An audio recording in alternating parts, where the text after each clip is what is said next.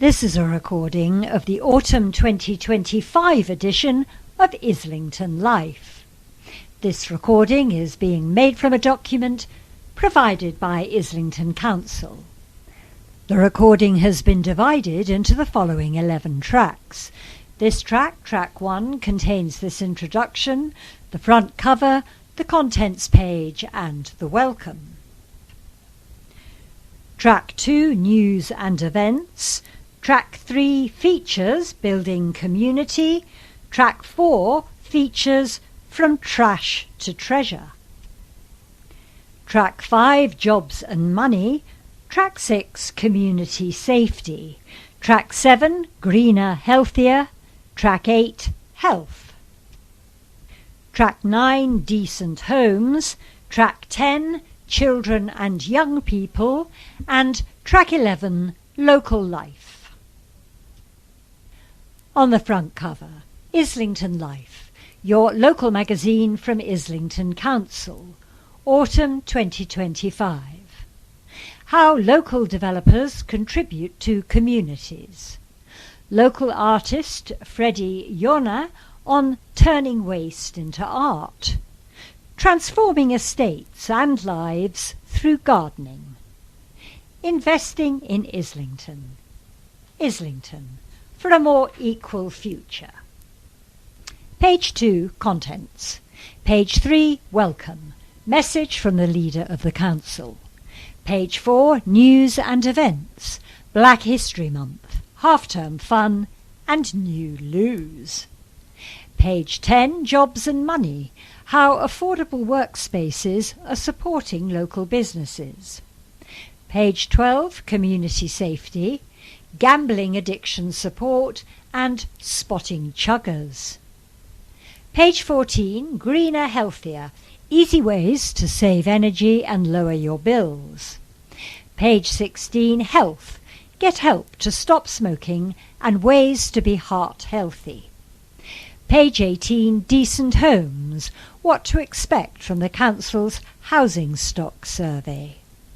Page 20, children and young people. Meet Islington's Chief Discovery Officers. Page 22, Local Life, reflecting on 10 years of Islington Bereavement Service. On the cover, page 6, Investing in Islington. Page 8, From Trash to Treasure. Page 19, Creating Communities. Page 3, Welcome. Councillor Una O'Halloran, leader of the council. Autumn always brings a moment to pause and reflect, and here in Islington there's plenty to feel proud of. Over the past few months I've had the pleasure of joining residents at some truly joyful events, from the vibrant Cali Fest, packed with music, dance and poetry, to celebrating the achievements of our brilliant young people on A-level results day. Their hard work and determination are a real inspiration. I've also been proud to see the opening of 7 new state-of-the-art public toilets across our borough, helping to ensure that everyone, especially older people, disabled residents and families with young children, can enjoy our public spaces. People across Islington are doing their bit to make the borough a better place, and this edition of Islington Life is packed full of positive news. In this magazine, we're shining a light on how we're investing in shared spaces. When developers build in Islington, they contribute to projects that benefit everyone, including improvements to parks, playgrounds, schools and estates. Isledon Gardens, possibly Islington Gardens, which got a lovely makeover last year, is a great example of how this works in practice. Page 8. With residents of all ages enjoying it over the summer. And what a summer it's been. Our 4 Chief Discovery Officers, local young people chosen to explore and celebrate all that Islington has to offer over the summer holidays, share their reflections on page 20. Their energy and curiosity are inspiring, and I've loved seeing their content across our social media channels over the last few months.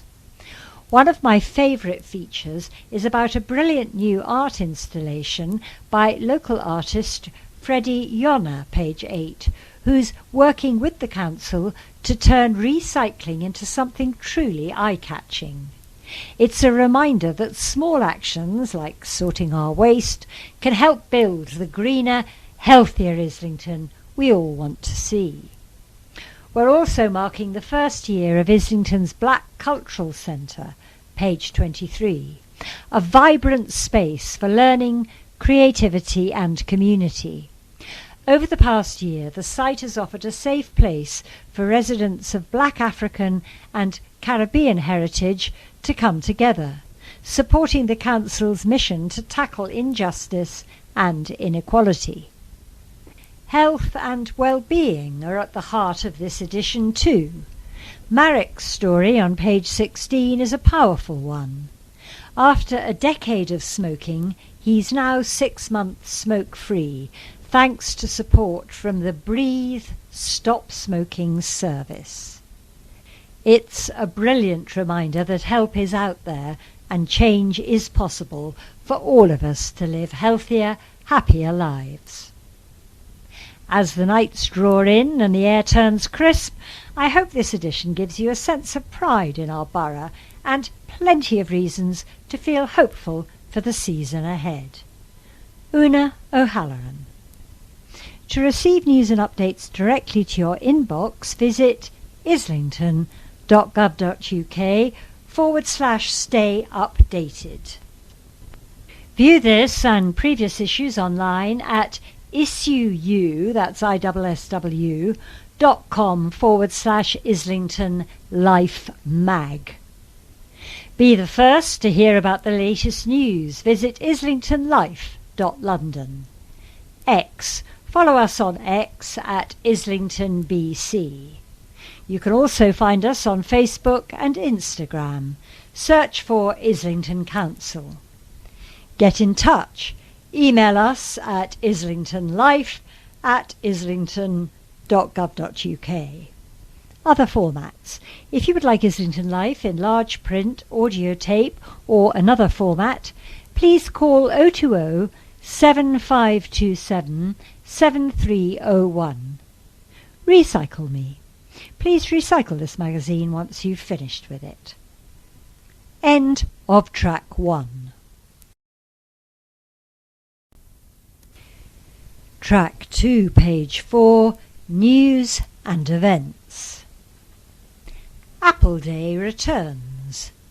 Apple Day returns to Gillespie Park on Sunday the 19th of October with live music, free kids activities and hundreds of apples to be pressed. Hosted by Islington Ecology Centre and the Friends of Gillespie Park, come along to this free, family-friendly community event and help make and taste fresh apple juice, listen to live local bands, get your bike fixed with Dr. Bike. There'll also be craft activities plus stalls from local makers and charities. IslingtonLife.London/Apple Day. Tax made easy. Did you know you can pay your council tax online? You can pay a bill, set up a direct debit and tell the council you're moving online. Plus, by signing up for e-billing, you'll automatically be entered into cash prize draws with the opportunity to win up to £3,000. islington.gov.uk/council tax. Tree ID in a tap. Have you ever wondered what species that tree is on your road? Or wanted to tell the council about a problem with a tree on your estate? Using the new map, you can search for any tree in Islington by postcode or location, find out more about it and report an issue or ask a question. trees.islington.gov.uk. Get election ready. Register to vote now. Local council elections are due to take place in May 2026. To vote, you must register in advance. It's also a legal requirement for all voters to show an approved form of photo ID when voting at a polling station at elections. For the full list of valid ID and to register to vote, visit the government website gov.uk/register-to-vote. Upgrade your neighbourhood. Exciting news. The next round of the Thriving Neighbourhoods programme launches in October. This time the Council is focusing on small, low-cost projects that will make a big impact locally. Think secure bike parking, storage upgrades, better recycling, improved play areas, more greenery, or small security upgrades. Got an idea? Islington Council would love to hear it. Visit the website in October for full details and opening dates. islington.gov.uk/thriving neighbourhoods. New loos. 7 new free self-cleaning public toilets are opening 24 hours a day, 7 days a week in key locations including Newington Green, City Road, Highbury Fields, Holloway Road, Seven Sisters Road, Highbury Crescent and Islington Green. These upgrades support dignity, inclusion and accessibility for all. islington.gov.uk/roads/public-toilets. Be the change. Pop along to the Residents' Get Involved Fair on the 14th of October, 12 noon to 2:30 p.m. at St Luke's Community Centre for advice on everything from becoming a school governor to setting up a food co-op and volunteering. There'll be free sandwiches too. Registration required. IslingtonLife.London/residents get involved. Celebrating Black History Month. Black History Month kicks off on Tuesday the 1st of October with a flag raising at the Town Hall led by our very own Mayor. Look forward to a packed programme of events throughout October, from storytelling at Jean Stokes and author events at Islington Libraries to a Black Enterprise Expo at the Black Cultural Centre. Visit the Islington Life website for the full lineup and to book. IslingtonLife.London/Black History Month. Half-term fun in libraries.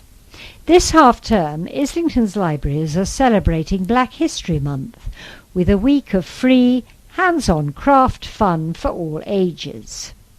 Highlights also include storytelling with award-winning author Ifeoma Onyefulu, with drop-in sessions across libraries from the 27th to the 31st of October. It's the perfect chance to explore Black heritage through art and imagination. IslingtonLife.London/libraries crafts. Festive events. We know it's a bit early to be talking about Christmas, but it'll be here before we know it. This year, Islington Council is putting on 3 festive events in Archway, Cally and Whitecross Street. Enjoy live music, festive carols, wreath making, face painting and stalls from local businesses. Santa will also be paying a special visit, handing out complimentary mince pies and toys. Keep an eye on the Islington Life website for dates and more details. IslingtonLife.London/festive events. End of track 2.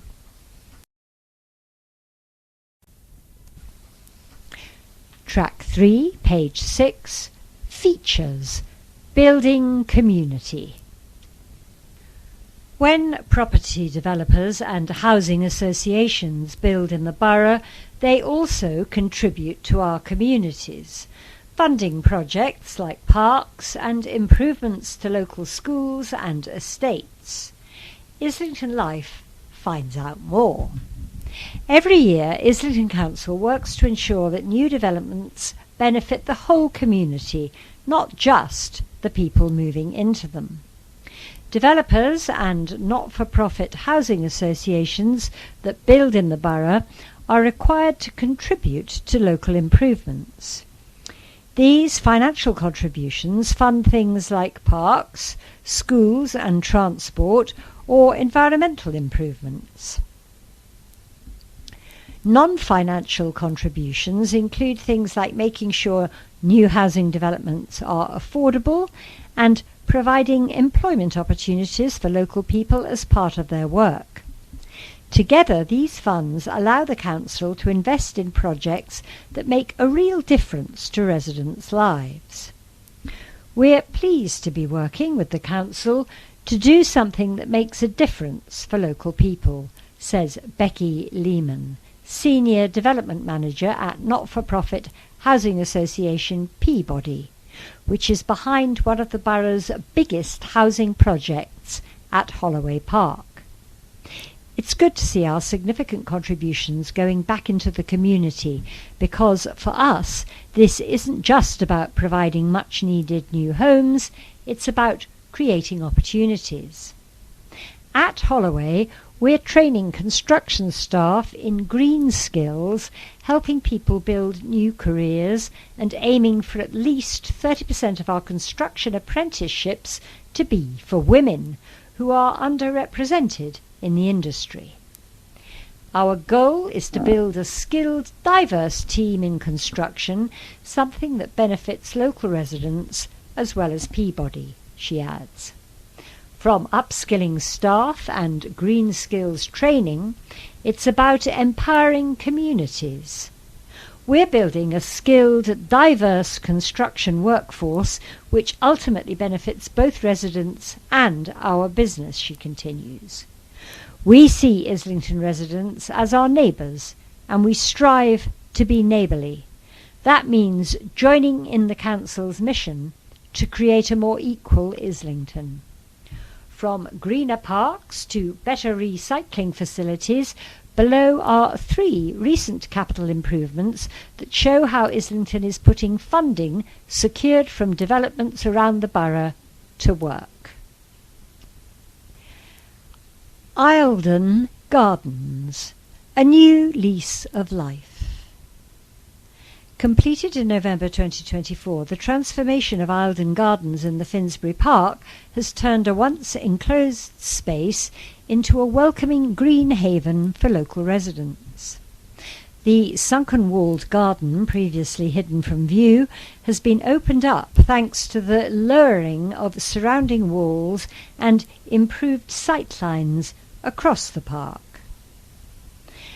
Block paving was lifted and relaid, and new plant beds were added to bring colour and biodiversity. A rain garden was introduced, an attractive low-lying planted area designed to collect and absorb rainwater, improving drainage. It's a simple but effective way to make our parks greener and more resilient to heavy rainfall. Refurbished benches and trimmed shrubbery have made the space more accessible and inviting. The play area also received a full makeover. Out went the old canopy and climbing frame, and in came a new play mound, slides, log scrambler and safety surfacing, creating a fun and safe environment for children.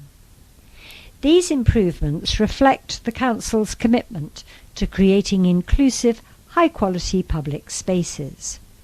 The redesigned park is already proving popular with families, dog walkers and residents of all ages. Thornhill House, greener, cleaner and more connected. Over in Barnsbury, the Thornhill House estate has seen a series of upgrades that are improving everyday life for residents. The waste and recycling team recently completed new bin enclosures, increasing recycling capacity and making the area cleaner and more functional. The entire rear of the estate was resurfaced, and 2 old bin chambers are now being converted into bike and pram shelters, providing secure space for up to 8 bikes and 10 prams. But the improvements go beyond infrastructure. Gardening projects supported by the Estates Tenants and Residents Association, TRA, have helped foster a stronger sense of community and well-being. The garden looks lovely, and many people are not only gardening but using the space to socialise, play and work from home, said a spokesperson from the Thornhill House TRA. A resident who stayed in her home is now planting and socialising. A further example of smart investment is the reimagining of bin chambers at Thornhill House. What were once underused spaces are now being transformed into practical, resident-friendly facilities. Following consultation, 2 bin chambers are being converted into secure bike and pram storage, helping families and cyclists feel more supported in their day-to-day lives. Works began in July 2024 and are part of a wider programme of estate improvements funded through developer contributions. This kind of project shows how this funding can be used creatively to meet local needs, turning overlooked corners into valuable community assets. Hanover School, safer play for every season. In St Peter's Ward, Hanover School has benefited from a series of playground improvements completed in autumn 2024, designed to make outdoor play safer, more accessible and more enjoyable year-round. The project included resurfacing the playground to improve safety, installation of new canopies to allow for all-weather play, as well as a new jungle gym and climbing frame. These upgrades were delivered in close collaboration with school staff and ward councillors. The improvements have created a more exciting and inclusive environment for children, encouraging physical activity and imaginative play. To learn more about developer funding and other projects happening across Islington, visit islington.gov.uk/planning. End of track 3.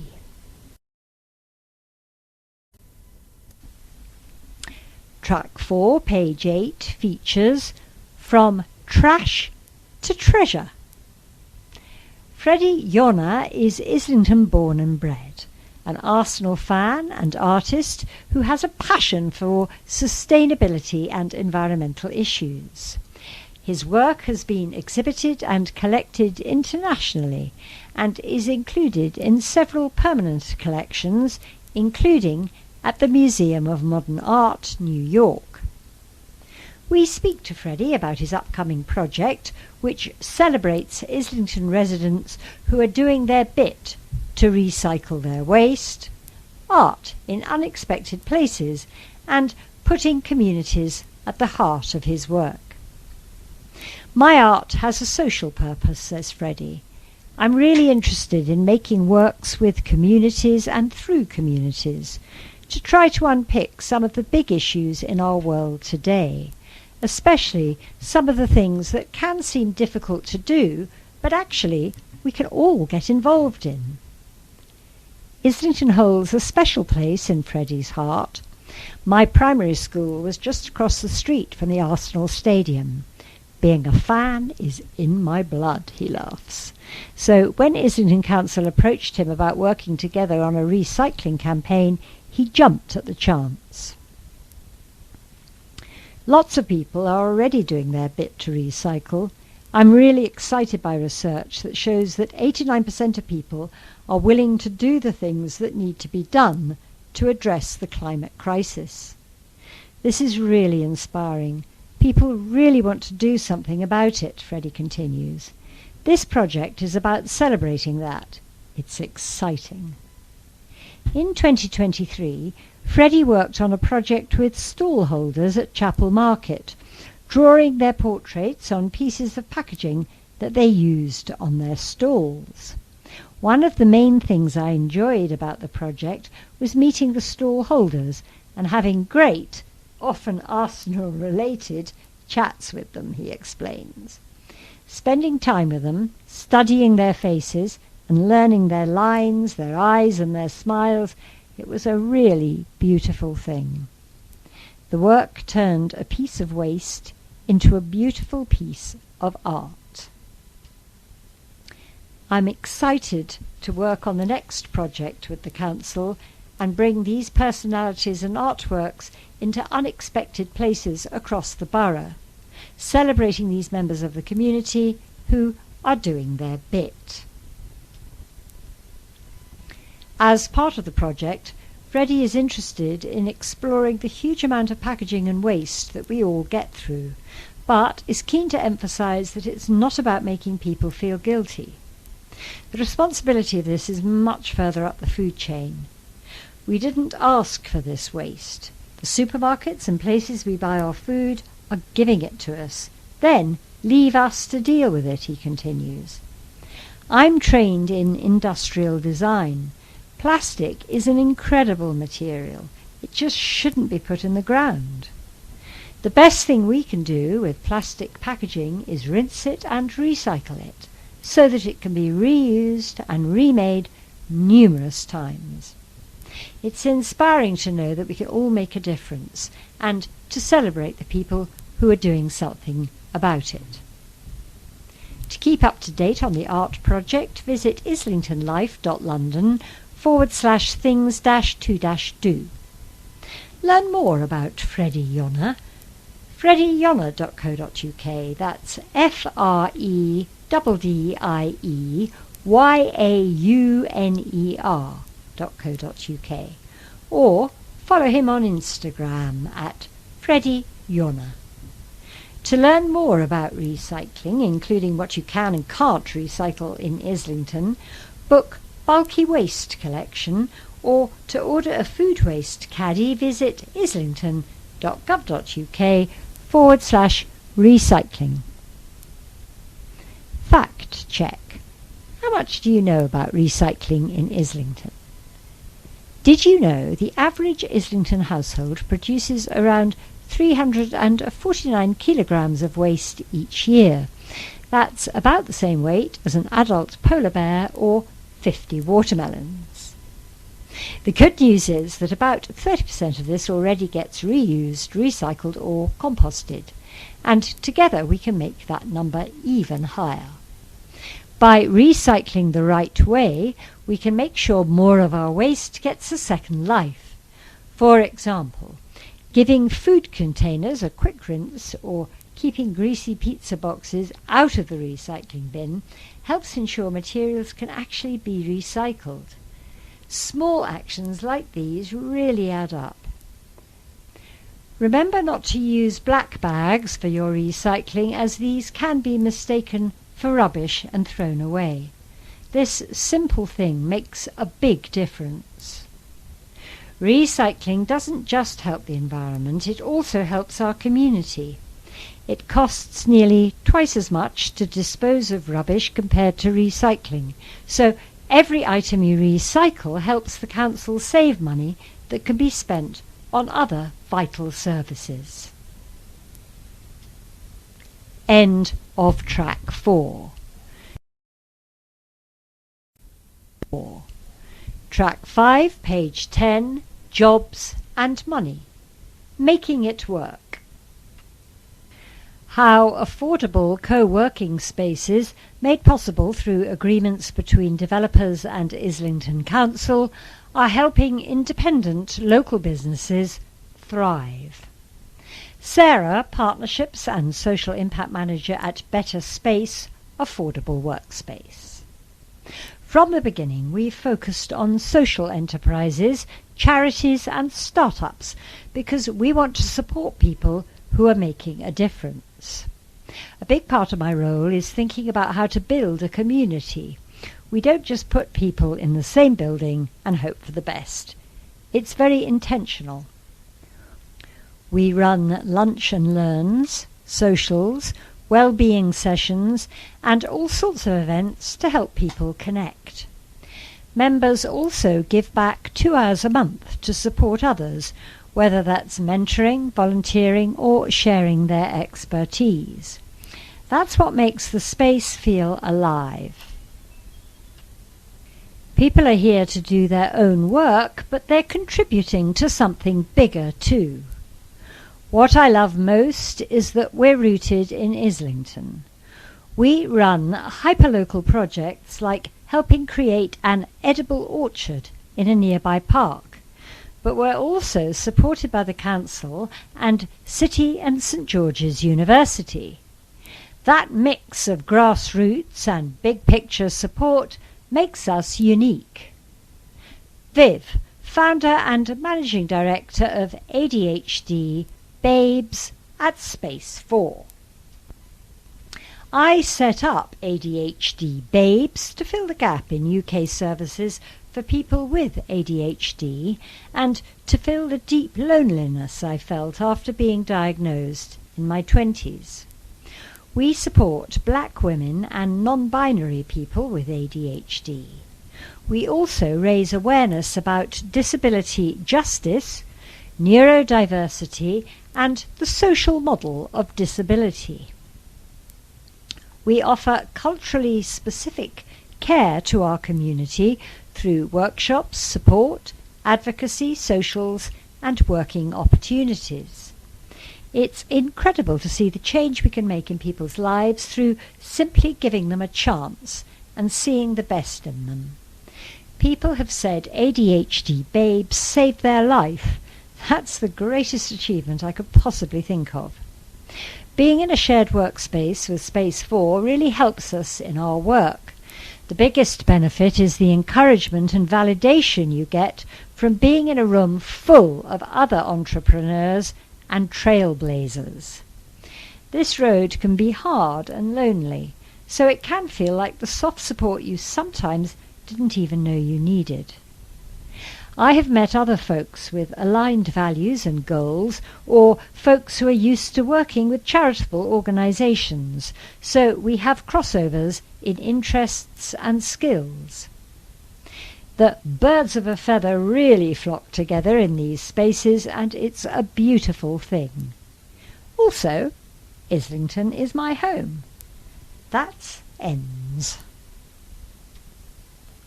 I am a North Londoner, born and raised, and wouldn't have it any other way. It feels like a blessing and privilege to run a business that gives back to my community on home soil. Plus, I can walk in on less rainy days. Can't beat that. James, co-director of Virtual Roots at Better Space. Virtual Roots tackles the impact of digital and emerging technologies on global affairs through research, education and engagement. Since 2020, we've built a growing community of researchers, practitioners and policymakers who work together to understand and address some of the greatest challenges facing today's world. My role is to shape our strategy, build partnerships and ensure that our programs deliver genuine social impact. The most rewarding moment is seeing our work have real-world results. Knowing that our work isn't just theoretical, but is shaping cybersecurity, training, policy and inclusion for communities and future leaders makes every step worthwhile. Working out of Better Space alongside other social enterprises and purpose-driven organisations has been really beneficial. There's a supportive and productive culture where we learn from each other. The flexibility is invaluable too, as it allows us to balance office time with travel and home working.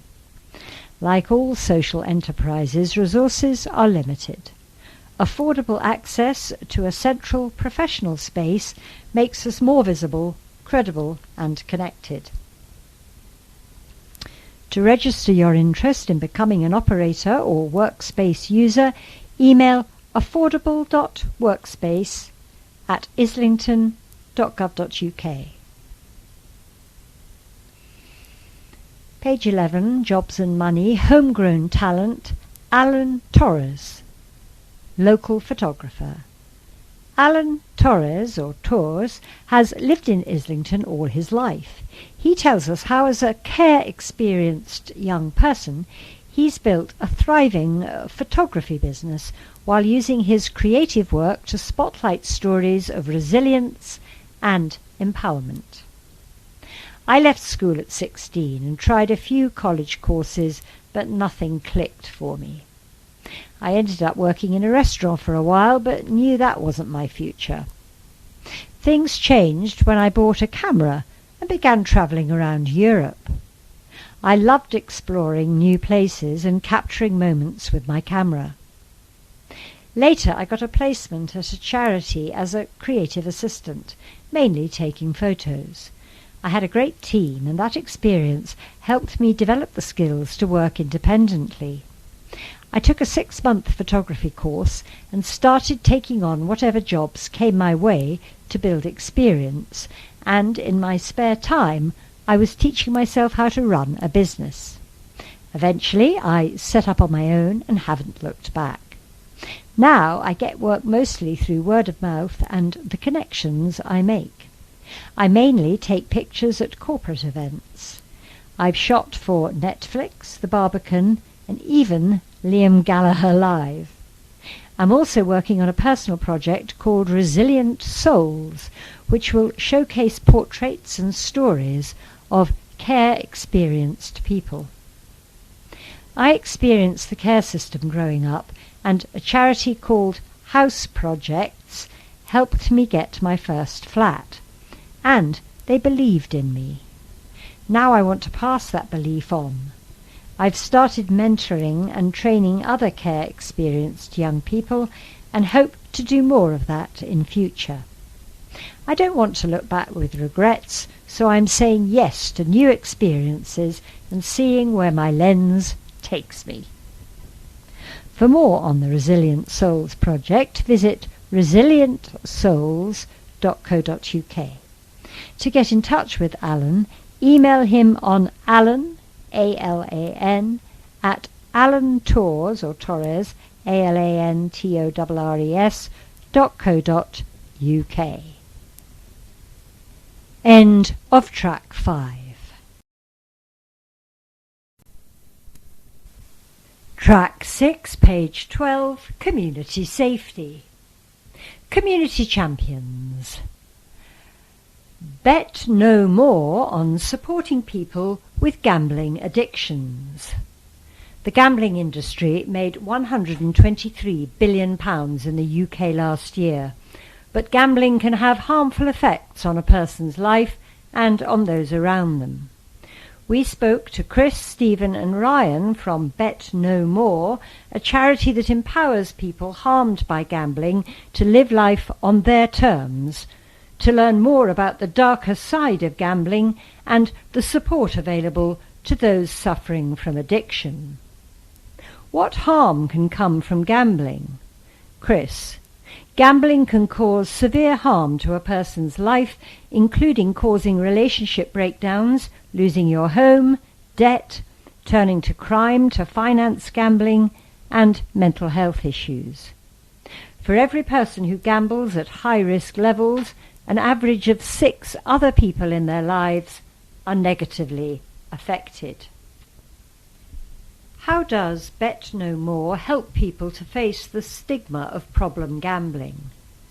Chris: feeling ashamed, alone and scared of judgment often prevents people from seeking help with their gambling.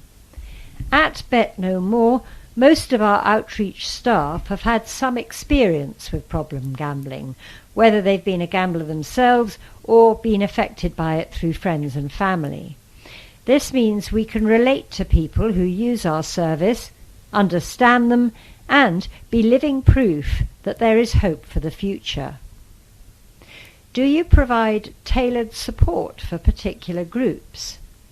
Chris: we provide structured group support in a safe space for women who are impacted by their own gambling or by the gambling behaviours of someone close to them. Facilitators with lived experience are there to listen, give practical advice, and help women make lasting connections with each other.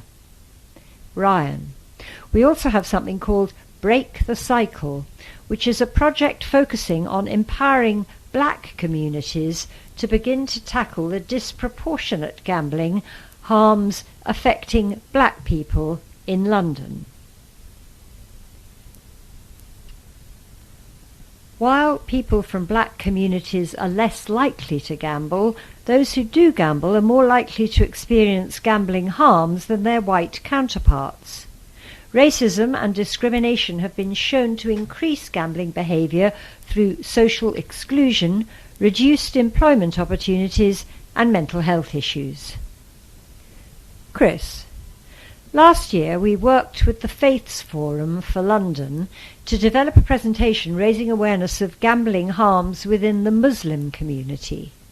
We encouraged people not to feel any shame or judgment and instead to speak up about their experiences. The stigma of gambling can be harmful as it can cause someone to shut down, isolate themselves, hide their issues, and suffer in silence. Stephen: you previously used Bet No More to help with your gambling issues. How would you sum up your recovery journey? Stephen: I entered recovery in 2015. I was helped by Frankie Graham, the founder and CEO of Bet No More. I was mentored and counselled, which helped me address childhood experiences and the distorted way I viewed gambling, money, and the world in general. I was supported with my personal development too, which helped me to rebuild bridges I thought had been burnt. This helped me get back into football again, so I could work with football clubs advising and coaching. I became confident enough to put gambling behind me, to the point where I started volunteering for the service to help others who had been in similar situations. I now work as a safer gambling advisor for Bet No More.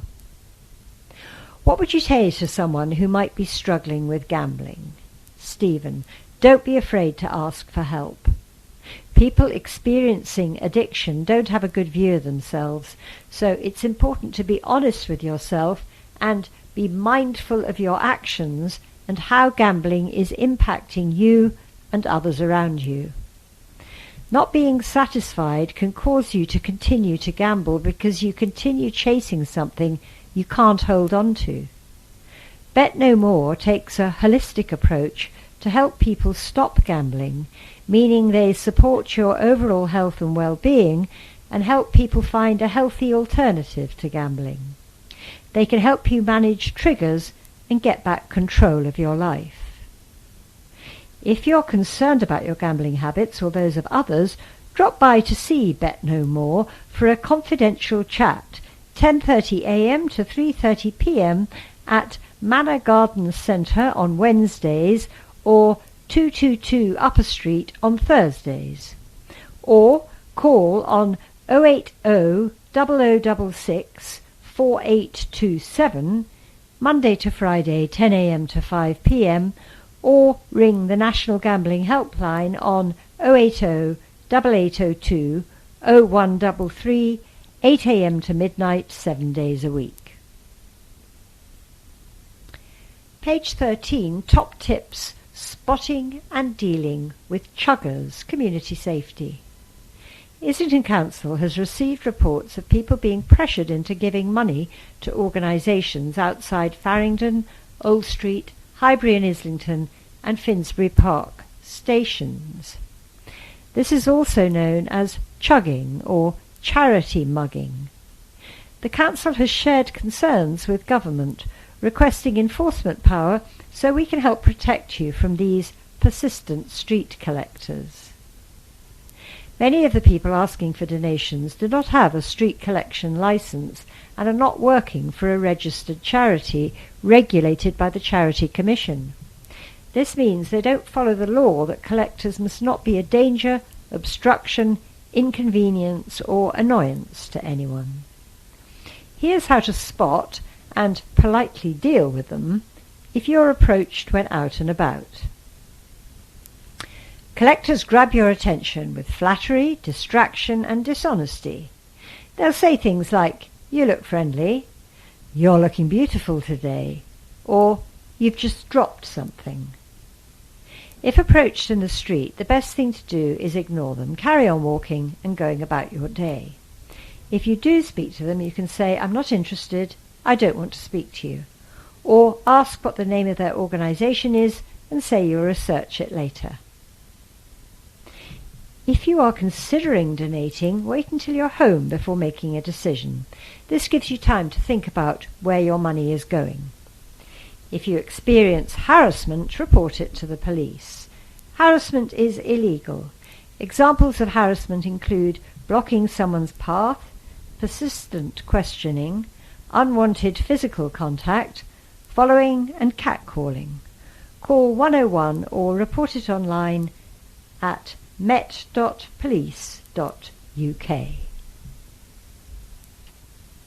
End of track 6. Track 7, page 14, Greener, Healthier. It's easy being green.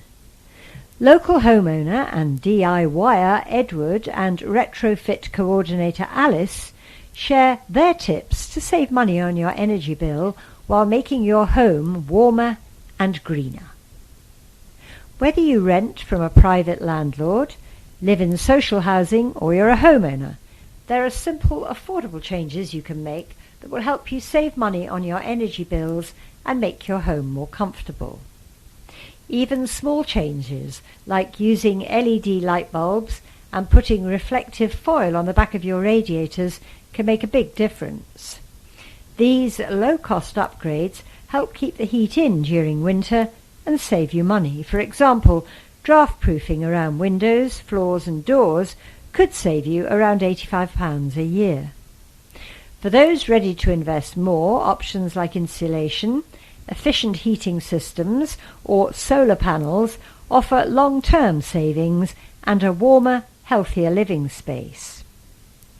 "We started by replacing the roof," says Edward, an Islington homeowner renovating his Victorian property.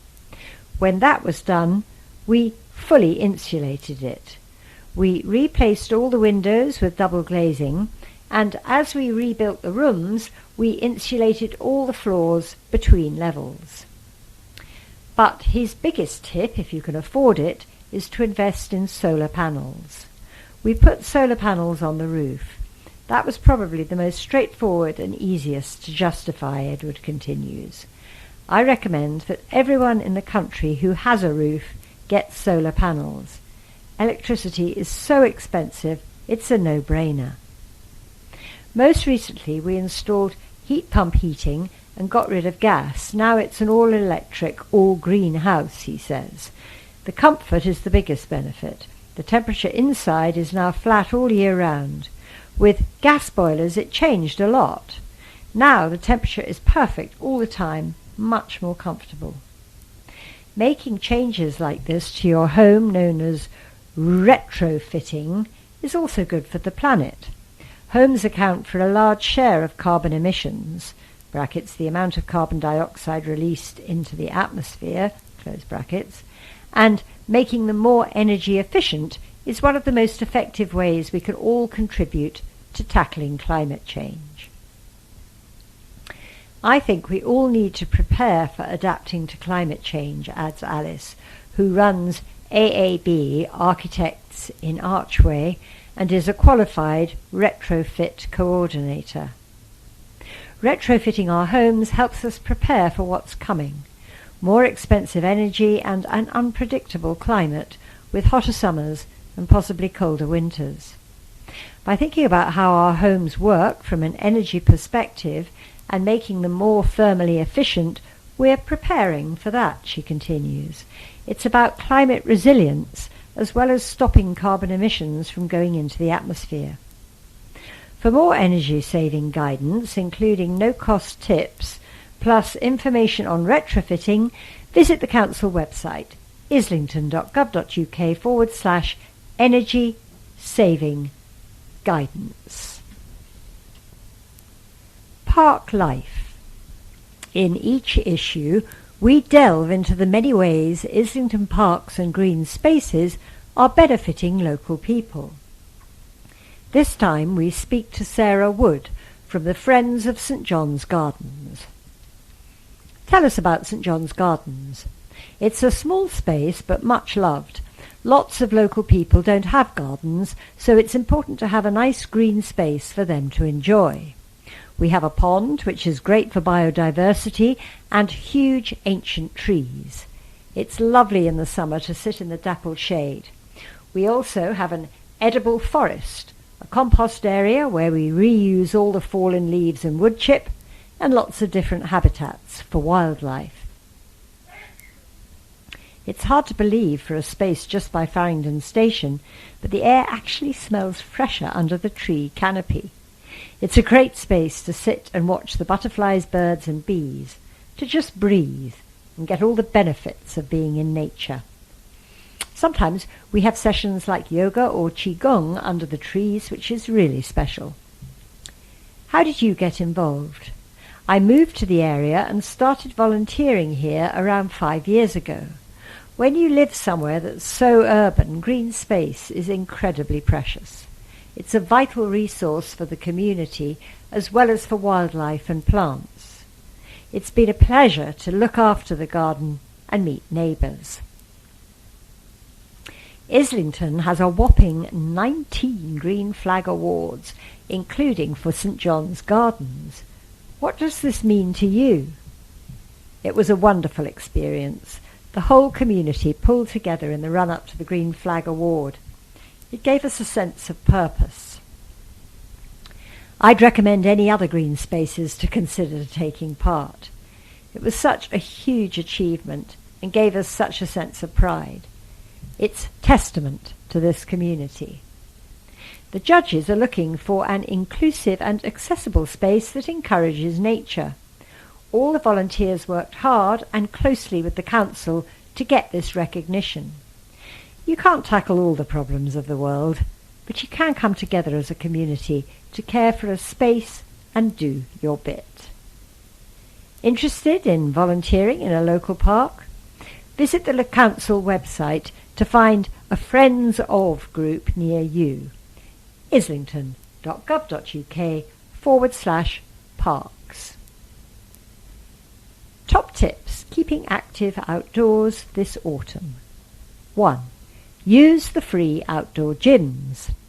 Check out the changing seasons as you exercise in the fresh air.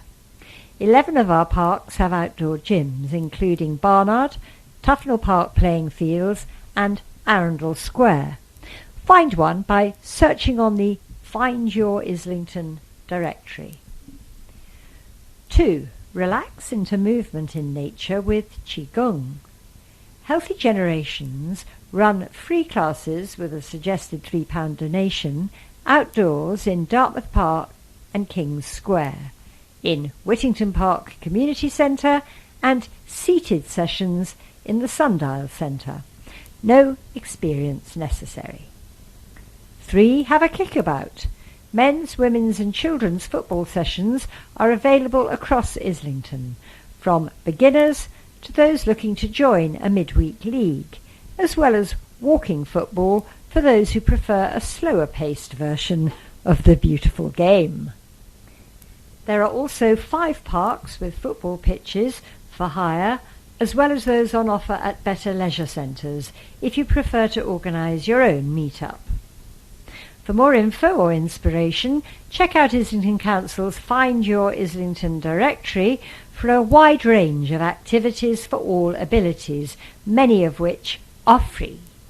Visit findyour.islington.gov.uk. End of track 7.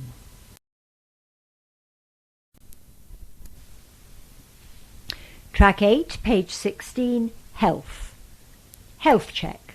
Support to quit smoking. Marek, a student who used the Breathe Stop Smoking service, on how it helped him beat his addiction after 10 years as a smoker. Tell us a bit about yourself. I've been living in London for 7 years and I'm originally from Estonia. I'm studying at the Open University. I joined Breathe in December 2024 and on Friday I'll be 6 months smoke-free. When and why did you start smoking? I started when I was about 14. I never made a conscious decision to start smoking. My friends just all smoked, so I tried it. I liked the taste, and it stuck. I was under a lot of stress from school and home, and smoking became a release. How did smoking affect your health and social life? I'm very active, but I couldn't run or even walk up a hill without getting out of breath. I had high blood pressure, constant headaches, and black death on my gums, or dental calculus. It also worsened my acne, which really affected my self-image. I'd wake up feeling like a heavy cloud was over me. It impacted my mood, my health, and my self-image. What made you finally decide to quit? I've been thinking about quitting for years. The headaches were awful and I wanted to get back to working out and sleeping better. This time I decided to ask for help for the first time with something like this. What challenges did you face when quitting? Everything reminded me of smoking. Coffee, socializing, drinking, it was all linked. I stopped having coffee because it triggered cravings. I avoided friends who smoked and drinking because I knew I'd have a cigarette. The first few weeks were tough. No sleep, mood swings, but it was so worth it. How did you successfully quit? I had to change how I saw myself. I also was prescribed varenicline, a medication that made cigarettes taste awful. That helped me stay away long enough for my brain to rewire itself. It completely removed the pleasure from smoking. Even if I had a cigarette, it tasted horrible and it didn't give me the nicotine hit. That made it easier to say no. I avoided temptations and I focused on becoming the person I wanted to be. How has your life improved since quitting? Massively. I can work out again, my skin is better, my mood is more stable, and my head feels clearer. No more gum problems, I just feel a lot lighter. I've had to distance myself from people I used to smoke with, so I've been spending more time alone, but I know the right people will come. It was a necessary sacrifice for my health, and it was worth it. What advice would you give to others trying to quit? Keep trying, don't give up. It took me years. And ask for help. Breathe offers so many options, so you could try different things to see what works. I used to try to do it alone, but having support makes a huge difference. And don't let shame stop you. We all fail. The shame, both internal and from others, can make it harder, but you deserve to try again and again and again if you need to. What difference did Breathe make in your quitting journey? My Breathe advisor, Serbi, kept me accountable. She held up a mirror for me and reminded me I had a duty to myself. She was also the only person who supported me through this journey. She told me she was proud and encouraged me to keep going. That meant everything, especially when you don't have it from friends or family. Breathe showed me all the options that are available and reassured me that it's okay if something doesn't work, there's always something else you can try. That flexibility and support helped me believe in myself. I also met others on the same journey, which made me feel less alone. It's a personalised, supportive service, and that's what makes it so powerful. Want support to stop smoking for good? Visit the Breathe website for more information and to prepare a plan that helps you kick the habit. Visit breathestopsmoking.org or call 020 3633 2609. 5 ways to look after your heart health. 1. Eat heart-healthy meals. Add less salt and sugar and cut down on saturated fats like ghee or coconut oil. Swap them for vegetable spreads or sunflower oil. 2. Get active. Every movement counts. Adults need about 150 minutes of physical activity a week. Gardening, brisk walking and housework all count. 3. Quit smoking. Quitting smoking lowers your risk of serious illnesses like stroke or heart disease. Don't be discouraged by setbacks and get professional support from Breathe. 4. Say no to binge drinking. All alcoholic drinks are unhealthy. If you do drink, cut back with a half rather than full pint of beer or a smaller glass of wine. Try not to drink more than 6 pints or 6 medium glasses of wine per week, and not all at once. 5. Know your numbers. Your blood pressure is important to your heart health. Get your blood pressure checked at community pharmacies or a full checkup from your GP as part of an NHS health check. Feeling heart smart? Why not try the NHS Heart Age Calculator to check how healthy your heart is? nhs.uk/health-assessment-tools/calculate-your-heart-age. End of track 8.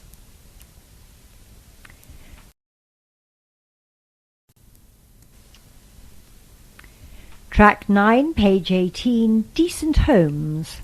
Home improvement. How the Council is checking homes to plan improvements and how you can help. What Islington Council is doing.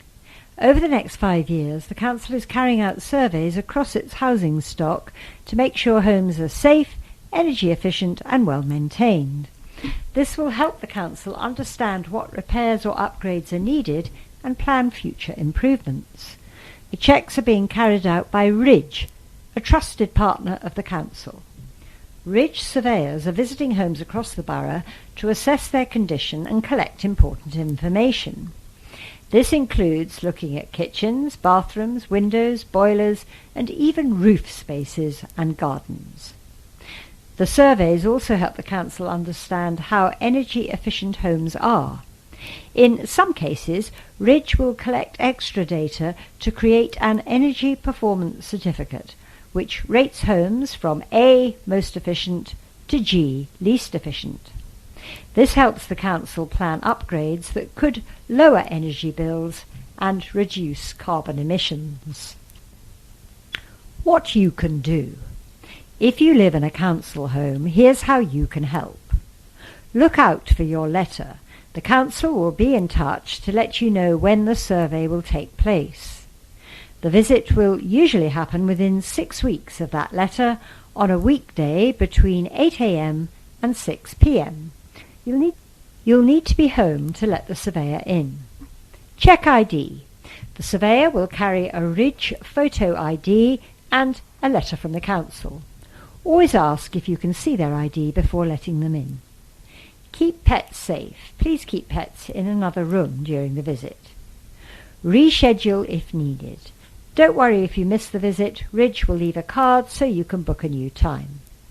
The survey usually takes less than an hour and helps the Council plan improvements that benefit everyone. Find out more about what happens during a survey on the Council website, islington.gov.uk/conditions surveys. Latest developments, a year of progress.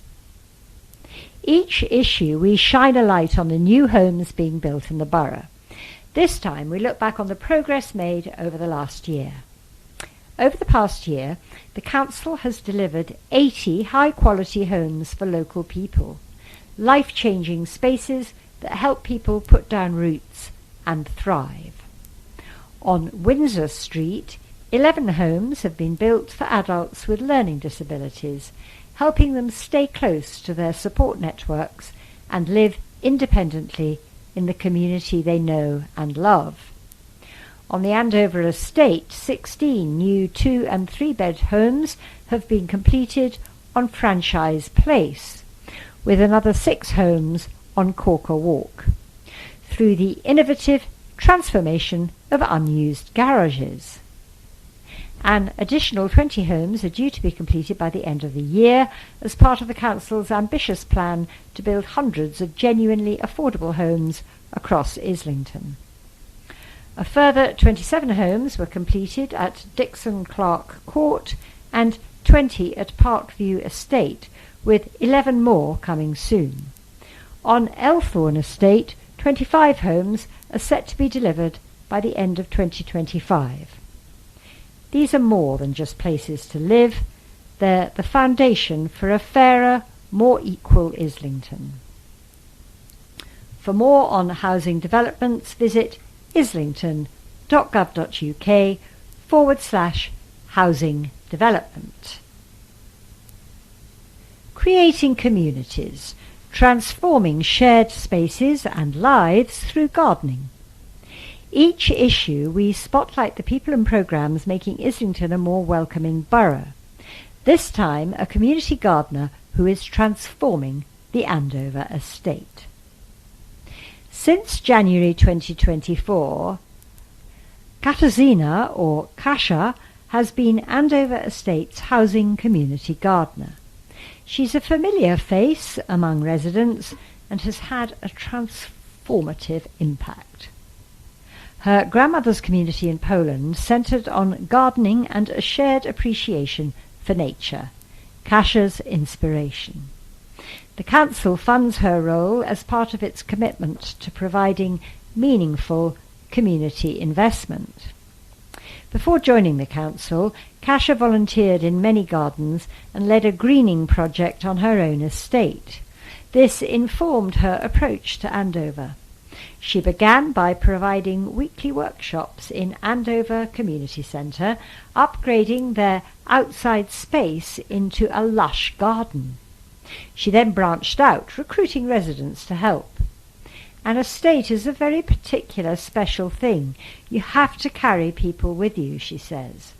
This is ultimately about people, not plants. The gardens are just a lovely outcome. Kasia's people-centred strategy is working. 2 residents of Todd's Walk describe improvements to their whole lives through gardening with Kasia, sprucing up the walkway with flowers bursting with colour.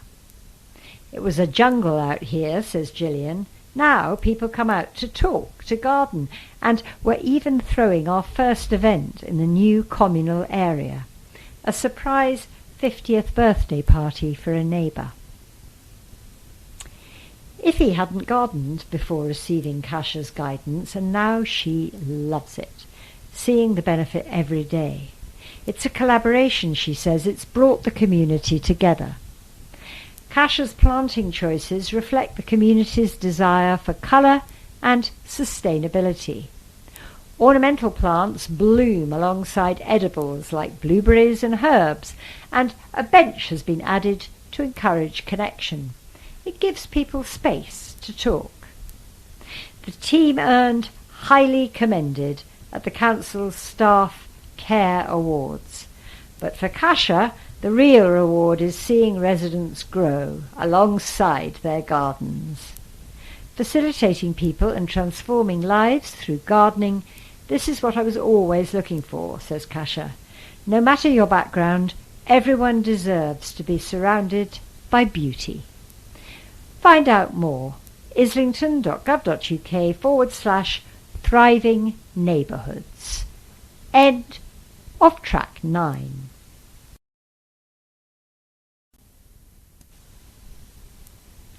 Track 10, page 20, Children and Young People. Trailblazers.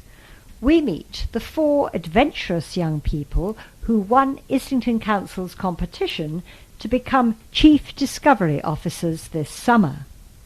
They've been exploring the borough, video camera in hand, to capture and celebrate some of the amazing things children and families can see and do for low or no cost, and sharing their adventures on social media. They tell us why they applied, what they've enjoyed most, and their hopes for the future. Tam, 14. I applied for the competition because I really want to get into the media and videography industry. I love making films and thought that being a Chief Discovery Officer would be a really good opportunity to put my creativity out there. There's so many good things about Islington, like the diverse shops, so many green spaces, free or cheap opportunities for young people. For example, I've done courses at the Young Actors Theatre, as well as summerversity activities at LIFT and London Screen Academy. Being a Chief Discovery Officer has been fun. I really like having deadlines because I have a lot of ideas. This has really pushed me to get it out there and to focus. I hope to get more opportunities out of it, to build a group of people who are interested in the stuff I create that will lead me to making more in the future. Sidra, 18. I entered because it's a fun opportunity and also my mum suggested it. She said it will probably be fun. I also wanted to gain life skills like putting myself out there, exploring things, seeing things differently. I think it's been a valuable experience.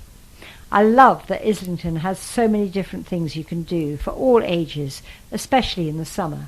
It's just a fun place to explore. There's always something going on. One of my favourite things is the Cali Festival. I've definitely enjoyed the experience, especially filming at Chapel Market. It was like a walk down memory lane. I also did a video about Whittington Park. I love going there as I go to parks sometimes, but not as much as I'd like, so I was just glad I got to film in a park setting. Cruise, 14. I decided to enter the Chief Discovery Officer competition because I wanted to do something productive over the holidays, and I thought that if I could help other people my age also do something productive, that would be a good thing. I like Arsenal Stadium, the Finsbury Park running track, and shopping at the Angel. They've got Flying Tiger Copenhagen and a stall selling great churros during the summer.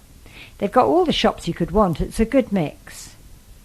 I haven't done any filmmaking before, but I really enjoyed it. It hasn't been easy being a Chief Discovery Officer, like the recording, for example. I do find it fun, but it can be challenging sometimes, making sure I get the right angles, the right footage that I need. It's definitely been good doing the storyboarding and planning out what you're going to do. I'm very proud of myself for completing it and actually finishing. I have that sense of pride.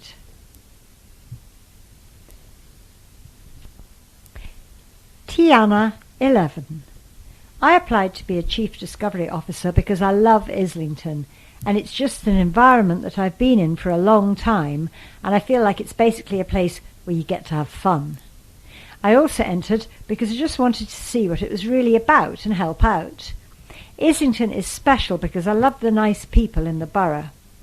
I also wanted to inspire other children and let them know that there's interesting stuff to do in Islington. I have to wake up early, plan what I'm going to do for the day, record everything, and put together the video. The experience was good. I've especially liked bonding with lots of different people in Islington. Check out what the Chief Discovery Officers have been up to this summer over on the Islington Council Instagram. Follow at Islington Council and #DiscoverIslington For more opportunities for young people, including joining the Islington Youth Council, info and advice, visit izzy-info.com. Izzy spelled I-Z-Z-Y. Family Matters School Attendance. Just as school plays a vital role in every child's development and future, missing school has a huge impact too. Specialists Remy, Gretchen and Uma tell us more and how they can help. Remy. We are all early help attendants mentors at Islington Council, working with schools to identify pupils whose attendance is starting to dip. Tackling the problem early on can make a big difference, and we want to ensure your child is in school, learning and thriving. We mostly work with children on a one-to-one basis in school, but we also support parents to ease their anxiety and improve attendance.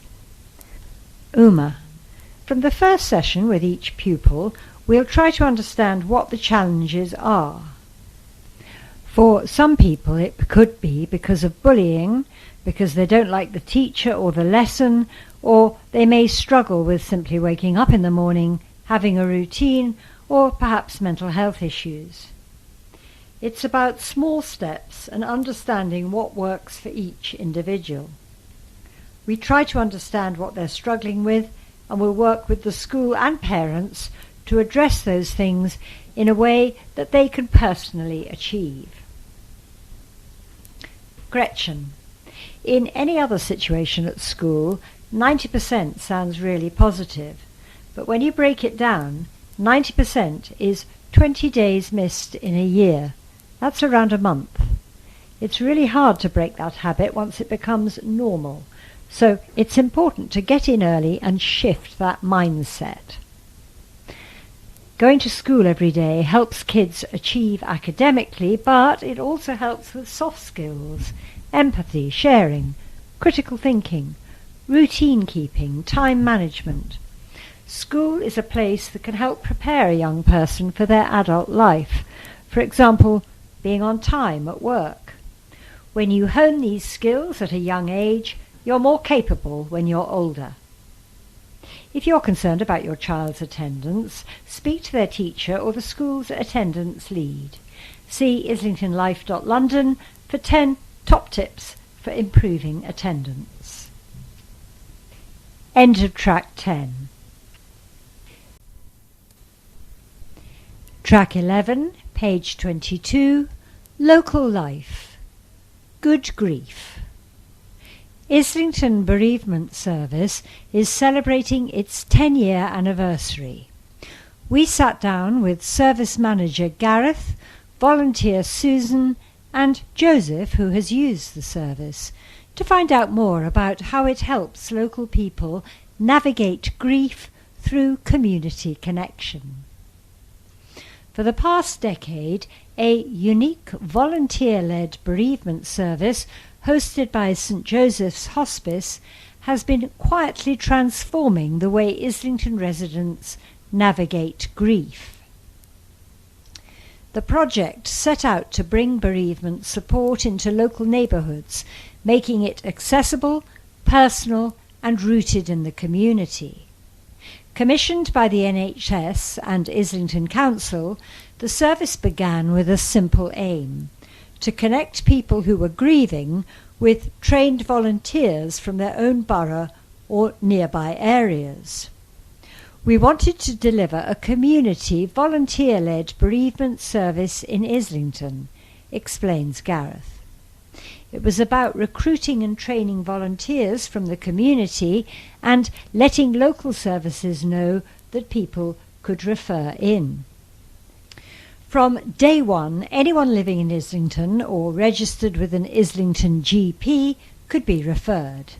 Many people also self-refer after hearing about us. Support begins with a thorough assessment, often in the comfort of the person's home. It's about creating that initial space to be heard, says Gareth. Sometimes people find it harder to speak to their families. Having someone with no stake in what's being said, who will be completely non-judgmental can make all the difference. Once matched, participants are offered up to 10 free weekly sessions. Meetings might happen at the hospice, in a library, over a walk in Highbury Fields, or in a quiet cafe. We use core counselling skills, but with more adaptability, Gareth explains. Walking and talking can be powerful. Volunteers are the heart of the service, coming from all walks of life. Trainee counsellors, retired social workers, ex-teachers. They receive ongoing training and regular supervision to share experiences and offer each other support. Susan, one of the project's earliest volunteers, joined after the loss of her mother. I wanted to give something back to the community, she says. Not everyone has someone to confide in. I understand bereavement, and it's important to just be there, to listen. No two people are the same, and no two sessions are the same. Volunteers often get as much out of the programme as participants. It's a privilege just to be able to listen to people's stories and build a bond with them, Susan continues. My hope is always that at the end of our 10 sessions together, they've at least partially achieved what they wanted to achieve, which can be different for each person. Joseph, a recent participant, discovered the service through his housing provider. I needed somewhere I could express myself, he recalls. When I met Gareth, what they offer sounded promising. Then I met Susan and we just clicked. It was like talking to my older sister or my mum. Their sessions covered everything from memories of lost loved ones to everyday challenges. Bereavement doesn't stop other life stresses, Susan continues. We talk about financial burdens, family issues, and sometimes just current affairs. You never tell someone what to do, you let it happen. For Joseph, the experience was transformative. My struggle's not over, but this greatly helped. There were things I didn't want to face that I can talk about now. It made me more determined to better myself and move forward, not dwelling on the past. As the service marks its 10th year, Gareth reflects on its impact. We're very blessed. We have wonderful volunteers, strong community connections, and the privilege of seeing people feel a bit less alone. That's what it's all about.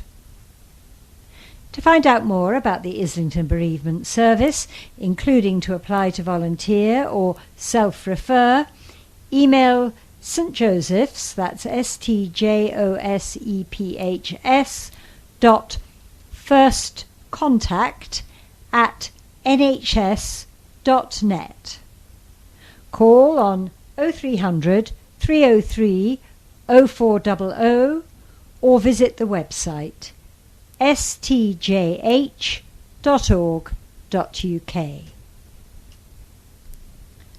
BAL, Roofing and Brickwork Specialists. We are a traditional family-run roofing and brickwork company based in Islington with extensive experience across all styles of London properties. Traditional London roofs, natural slate and tile roofs, brickwork, repointing and cleaning, parapet walls and coping stones, fiberglass GRP flat roofs, polyurethane roof coatings, chimneys, specialist leadwork, fascias and soffits, asphalting, front steps and paths, VLAX skylights and sash windows. Trustmark, Master Builders, checkertrade.com. +440 800 130 3632. Contact at barl.co.uk. www.barl.co.uk. Buildings and Restorations Limited, Reg number 10634338. And there is also a QR code. Page 23, Local Life in conversation with Anna Najee. The Black Cultural Centre, BCC, opened in 2024 as a safe space for residents from Black African and Caribbean heritage to come together. During its first year, 4 different organisations were based at the centre for 3 months at a time. The third of these was Go Africa Community Hub, CIC. We caught up with co-founder Anna to find out more about their residency. Why did you apply to run the BCC? I know how important it is for black communities to have a permanent, visible space. For too long, we've lacked safe places where our identity is celebrated, our issues are taken seriously, and our contributions are valued. The BCC gave us an anchor, a space where we could gather, heal, create, and feel proud. What sort of services or events did you provide?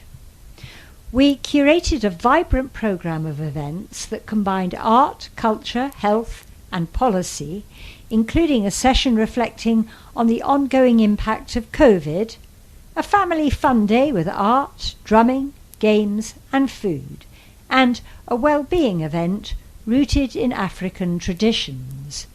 It was a true community hub, hosting workshops, skill-sharing sessions, and regular meetups. The greatest benefit for many was belonging, and we welcomed a wide cross-section of the community. What was the best part of your experience? The moments of joy. Children creating art, women celebrating wellness, elders sharing wisdom, and artists thriving. These moments captured the spirit of Go Africa, joy, rooted in culture and community. The residency may be ending, but our work continues, because every community deserves a place to belong. To find out what's next for the BCC, visit the Council website and sign up to the e-bulletin, islington.gov.uk/Black Cultural Centre. To learn more about Go Africa, visit goafricaworkshop.co.uk. Paid advertorial, clamping down on nuisance vehicles. Islington Council has been clamping down literally on vehicles that cause problems in our neighbourhoods. These are often cars that rack up fines by ignoring traffic rules, aren't properly registered, or are involved in parking fraud.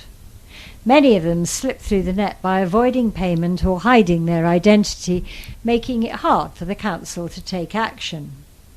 But, thanks to the new clamping initiative, the council has made real progress. Since December 2024, 293 vehicles have been clamped on public roads and housing estates, a number of which were impounded. These vehicle owners collectively owed more than £2 million in unpaid fines. Clamping helps the council track down the owners even when they've tried to avoid detection. Once their details are known, the council can work with debt recovery teams to make sure they're held accountable. Some vehicles were repeatedly caught breaking the rules on CCTV. By working with contractors, the council has been able to clamp them when they stopped briefly on the street, cutting off their ability to keep offending. The council doesn't just release vehicles, it makes sure owners know about their outstanding fines and encourages them to set up payment plans. And it's working. Around 75% of clamped vehicles haven't reoffended in Islington since being released. That's a big win for everyone. This work helps to keep Islington streets clearer by removing abandoned or nuisance vehicles. It makes roads safer for pedestrians, cyclists and drivers, and it ensures fairness, so rule breakers don't get away while others follow the rules. To find out more about parking fraud and to report it, visit islington.gov.uk/parking fraud. Protecting blue badge holders.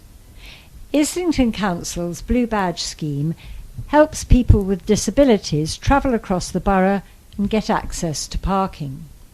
People who fraudulently use these badges take away from the people who really need them.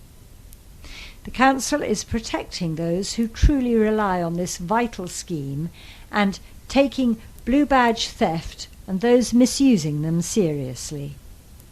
Fraudulent use of blue badges makes it harder for genuine badge holders to find parking, causes stress and inconvenience, and can even lead to damage or theft. It also costs the Council money and puts pressure on traffic management. The Council is cracking down on blue badge parking fraud.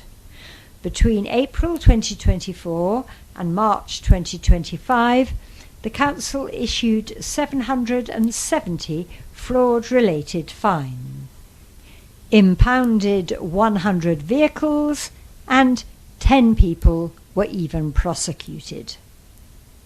By tackling this fraud, the Council is protecting vulnerable residents and making sure the system works for those who truly need it. If you think someone is using a blue badge who shouldn't be, call 020 7527 2000 or email parkingfraud@islington.gov.uk. Or to find out more, visit islington.gov.uk/blue badge. This is the end of track 11 and the end of the recording of the autumn 2025 edition of Islington Life.